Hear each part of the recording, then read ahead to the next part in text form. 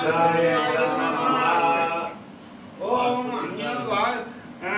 మమ అనుకోండి నూతన గృహే సమస్త వాస్తు దోష శల్య దోష నర దోష దృష్టి దోష సమస్త దోష పరిహారోస్తు అఖండ లక్ష్మీ ప్రసాద సిద్ధిరస్తు. అనంతరం బ్రహ్మ విష్ణు పత్ని సమేత బ్రహ్మ విష్ణు మహేశ్వర హవనం కరిష్యే. ఇప్పుడు బ్రహ్మ విష్ణు మహేశ్వరును ఇప్పుడు మనం గణపతి లక్ష్మీ గణపతి వాస్తు పురుషులను ఆవాహన చేసుకొని అక్కడ మనం ఏదైతే అక్కడ పెట్టిందని అవసర నివేదనము అంటాం. అవసర నివేదనం అంటే ఎమర్జెన్సీ బేసిస్. అట్లా ఉండి కూర్చోబెట్టకూడదు కదా, ఏదో అల్పాహారం ఇచ్చాము. ఇక్కడ ఏంటి భోజనం పెడుతున్నాం, అది అవసర నివేదనం అంటే అల్పాహారం అనమాట. ఓకే అండి.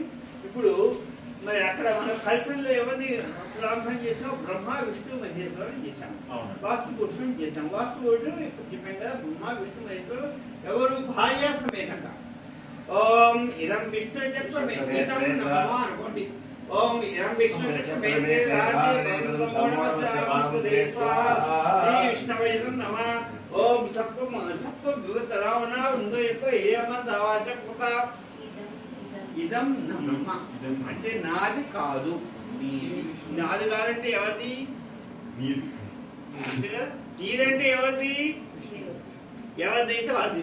మేము ఎవరు మాత్రం చెప్పామో వాళ్ళది. ఓం శ్రీ విష్ణవే నమ. ఓం సప్త వివద్రామద్వయత్ర రామసవాచం కళా అత్ర సక ఆయస్ఖ్యాది భద్రేషాం లక్ష్మీం హితాది వాచస్వః. శ్రీ లక్ష్మ్యాయుధం నమః. ఓం బ్రహ్మదేవానాం పదేక వీణానామిన ఉగ్రాణాం సేనకృత నాగ సదర్వణ బ్రహ్మణాయుధం నమః. ఓం ప్రణో దేవి సరస్వతి వాజేతి శ్రీనామ విక్రయ దుస్వాహ సరస్వత్యాయుర్నాం. ఓం కద్రుద్ధాయ విష్ణాయ ఓజే వైశుద్ధవకృతే స్వాహ.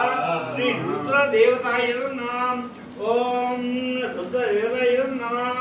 ఓం గౌరీ వివాహ సాక్షేక దేవతాయ హస్తాపదీనామదేవ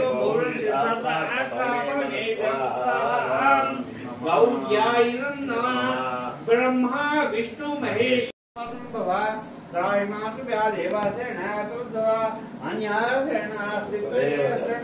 అనుకోండి.